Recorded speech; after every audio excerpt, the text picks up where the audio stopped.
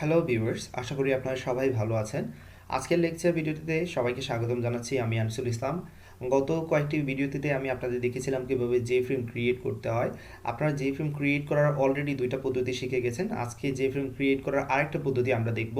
তো এতগুলো পদ্ধতি আমরা এই কারণে দেখতেছি, হয়তোবা দেখবেন এক এক সময় আপনারা এক একটা পদ্ধতি ইউজ করলে সুবিধা পাচ্ছেন, সেই জন্য জেফ্রেম ক্রিয়েট করার সবগুলো পদ্ধতি আপনার জানা উচিত। এবং বিশেষ করে অন্য কারো কোড যখন পড়বেন, দেখবেন এক এক সময় এক এক জনের কোড কিন্তু এক এক রকম থাকে, ঠিক আছে? জেফ্রেম ক্রিয়েট করার কৌশলটা এক একজনের কাছে এক এক রকম থাকে, রাইট? তো জেফ্রেম ক্রিয়েট করা শেখার পর আপনি যেটা করতে পারবেন, সেই ফ্রেমের মধ্যে লেভেল বাটন, তারপর টেক্সট ফিল, পাসওয়ার্ড ফিল, এগুলো অ্যাড করতে পারবেন, রাইট? তো আমরা দেখে নিই কীভাবে জে ফ্রেমের তৈরি করার এই তৃতীয় পদ্ধতি। আমি আপনাদের নেটবিনসে নিয়ে যাচ্ছি। আপনার নেটবিনসে যাওয়ার পর নিশ্চয়ই আপনারা একটা প্রজেক্ট অলরেডি ওপেন করে নিয়েছেন এবং সেই প্রজেক্টের মধ্যে একটা প্যাকেজও আশা করি আপনারা করে নিয়েছেন। তো যেটা করতে পারেন, আরেকটা প্যাকেজ আমি তৈরি করব আজকের এক্সাম্পলটা দেখানোর জন্য। জাভা প্যাকেজ দিচ্ছি, ওয়ারেভার নাম যে কোনো কিছু দিতে পারেন। আমি প্যাকেজ 2 এ দিয়ে দিচ্ছি, প্যাকেজ 2। ওকে, এন্টার। তো এখানে প্যাকেজ 2 নামে আমার একটা প্যাকেজ হয়ে গেল। এবার আমি একটা ক্লাস তৈরি করব, নিউ জাভা ক্লাস, এবং এটার নাম দিয়ে দিচ্ছি টেস্ট। আপনি যে কোনো কিছু দিতে পারেন, এন্টার। রাইট, তো আমি ফ্রেম করার পদ্ধতিগুলো আবার আপনাদের মনে করিয়ে দিচ্ছি। আমি তৃতীয় পদ্ধতিটা দেখানোর জন্যই সবগুলো আবার রিভাইজ দিচ্ছি। যেটা লাগবে অবশ্যই আমাদের, সেটা হচ্ছে মেইন মেথড, ডেফিনেটলি এটা লাগবে, রাইট? তারপর আমরা যেটা করতে পারি, প্রথম পদ্ধতিটা ছিল যেটা, যে আপনি যেটা করে নেবেন, যে ফ্রেমের একটা অবজেক্ট তৈরি করে নেবেন। আমি সবগুলো পদ্ধতি আবার কুইকলি মনে করিয়ে দিচ্ছি আপনাদের। নিউ জে ফ্রেম, এবং পরবর্তীতে যেই ফ্রেম অবশ্যই আপনাকে ইম্পোর্ট করতে হবে, সেটা ইম্পোর্ট করে নেবেন উপরে, এই যে Java x dot swing dot j frame. তারপর যেটা করতে পারেন, ফ্রেম ডট সেট ভিজিবল মেথডটা ইউজ করতে পারেন, যেটা অলরেডি ব্যবহার আপনারা শিখে গেছেন। তারপর যেটা করতে পারেন, সেট ডিফল্ট ক্লোজ অপারেশন, যেটা আপনার লাগবেই, যেটা বলেছি, সেট ডিফল্ট ক্লোজ অপারেশন। এবং এইখানে দিতে হবে J frame exit on close, J frame exit on close, fine. তারপর আমরা যেটা করে থাকি, যেগুলো আমাদের একান্তই প্রয়োজন, ফ্রেম ডট সেট বাউন্স মেথডের প্রয়োজন আমাদের সাইজ অ্যান্ড লোকেশন সেট করার জন্য। এবং সাইজ অ্যান্ড লোকেশন সেট করে নিচ্ছি আমরা 50 পিক্সেল লেফট থেকে, উইন্ডোটার 50 পিক্সেল লেফটে আসবে ফ্রেমটা, এবং 150 পিক্সেল, বা আমি 100 পিক্সেল দিয়েছি, নিচে আসবে। এবং ফ্রেমের উইথ হবে 400 পিক্সেল, ফ্রেমের হাইট হবে 500 পিক্সেল। তো আমার ইচ্ছা মতো সেট করে দিলাম। এবং একটা টাইটেলও দিয়ে দিচ্ছি, frame dot title, this is the title.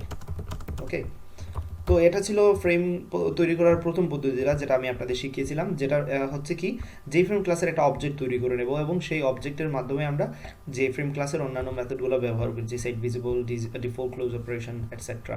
তো রান করে দেখি আমাদের আউটপুটটা কি ঠিক মতো আছে কিনা না। এবং দেখতে পাচ্ছেন এখানে আমাদের ফ্রেমটা এসেছে 50 পিক্সেল লেফট থেকে উইন্ডোর, এবং 100 পিক্সেল টপ থেকে নিচের দিকে এসেছে। 400 এটার হচ্ছে উইথ, এবং 500 এটা হচ্ছে আমাদের যে হাইটটা ফ্রেমের। ওকে, তো এবার দেখাচ্ছি আরেকটা পদ্ধতি, যেটা আমরা করতে পারতাম এইখানে, যেই ফ্রেম আমরা এক্সটেন্ড করে নিতে পারতাম, এবং এতে করে কি হইতো, যেই ফ্রেমে সব কিছু আমাদের টেস্টের মধ্যে চলে আসতো, যেটা হয়তো বা আপনারা অলরেডি দেখেছেন। এবং এইখানে আপনার তাইলে টেস্টের অবজেক্ট তৈরি করতে হতো, রাইট? এই দুটো পদ্ধতি অবশ্যই আপনারা দেখে নিয়েছেন। এবার আজকে আমরা আরেকটা নতুন পদ্ধতি দেখব, যেটা হচ্ছে যে এইখানে আমি ফ্রেমটা ক্রিয়েট করব না, ফ্রেমটা মূলত ক্রিয়েট করব কনস্ট্রাক্টরের মধ্যে। ওকে, এই ক্লাসের কনস্ট্রাক্টরের মধ্যে। তাহলে সেটা কিভাবে করব, সেটা আমি আপনাদের দেখাচ্ছি, চিন্তার কোনো কারণ নেই। এইখানে আমরা যেটা করে নেব, প্রথমে আমরা টেস্ট নামে একটা কনস্ট্রাক্টর তৈরি করে নেব, যেহেতু টেস্ট ক্লাসে আছি আমরা। কনস্ট্রাক্টরের নাম অবশ্যই ক্লাসের নাম অনুযায়ী হওয়া লাগে। এবার যেটা আমরা করব, আমাদের এই যে frame set default close operation, তারপর ফ্রেমের সাইজ, ফ্রেমের টাইটেল, এগুলো কোনো কিছুই এইখানে আমরা ইউজ করব না, সব কিছু আমরা নিয়ে যাব এইখানে। এবং এইখানে নেওয়ার পর অবশ্যই এরর দেখাবে, কারণ এইখানে ফ্রেম যে অবজেক্টটা আপনি বলেছেন, সেটা নিশ্চয়ই এইখান থেকে অ্যাক্সেসেবল না। সেই জন্য আপনি এই অবজেক্টের নাম বা ভেরিয়েবলের নাম এখান থেকে জাস্ট সরিয়ে দেন, তাতে কোনো সমস্যা নাই, ঠিক মতোই কাজ করবে। ওকে, তো এখানে কি হচ্ছে সেটা আমরা অবশ্যই বুঝবো একটু পরেই, প্রবলেম নাই। প্রথমে যেটা আপনাকে বুঝতে হবে যে ফ্রেম কীভাবে ক্রিয়েট করেছি এতক্ষণ পর্যন্ত। টেক্সট ক্লাসটা কী করেছে, যেই ফ্রেমটাকে এক্সটেন্ড করে নিয়েছে, সুতরাং যে ফ্রেমের সব বৈশিষ্ট্য এখন টেক্সটের মধ্যে চলে আসছে এবং তার একটা অবজেক্ট তৈরি করছি ফ্রেম। সুতরাং ফ্রেম কী করতে পারবে, টেক্সটের যা কিছু আছে সব কিছু অবশ্যই ইউজ করতে পারবে। সেই জন্য ফ্রেম ডট সেট ভিজিবল নিচেও দেওয়া আছে, আপনারা দেখতে পাচ্ছেন, রাইট। তো ফ্রেমের কনস্ট্রাক্টর এইখানে এই যে টেক্সট সাথে সাথে এইখানে চলে যাবে, তারপর গিয়ে ফ্রেমকে সেট ডিফল্ট ক্লোজ অপারেশন করে দেবে। এখানে আপনাকে ফ্রেম লিখতে হচ্ছে না কিন্তু, কারণ এখান থেকে আমরা পাঠাচ্ছি ফ্রেমের অবজেক্টটা, তাই তো। তো সে বুঝতে পারতেছে এখানে কাকে নিয়ে কাজ করতে হচ্ছে, রাইট। এটা ফ্রেমের সাইজ এবং লোকেশন সেট করে দেবে, এটা ফ্রেমের টাইটেল সেট করে দেবে।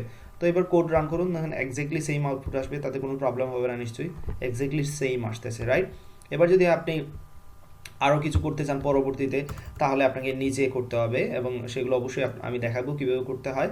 তো এই পদ্ধতিটা শিখে রাখবেন, পরবর্তী হয়তো বা এই পদ্ধতির আমরা কোনো এক জায়গায় ইউজ করব, তখন যাতে আপনাদের বুঝতে কখনো প্রবলেম না হয়, সেই জন্য আমি এটা দেখিয়ে দিয়েছি আজকে, ওকে। তো আজকে ভিডিও এতটুকু থাকবে, ধন্যবাদ, সবাই সুস্থ থাকুন, ভালো থাকুন এবং রেগুলার প্র্যাকটিস করতে থাকুন। আসলে আমরা অনেক সময় ঘাবড়াই যাই যে ফিউচারে কী হবে কি না, আমরা কাজ শিখতে থাকি, ইনশাল্লাহ কিছু একটা তো হবেই, তাই তো, রাইট। তো আজকের ভিডিও এতটুকুই, আল্লাহ হাফিজ।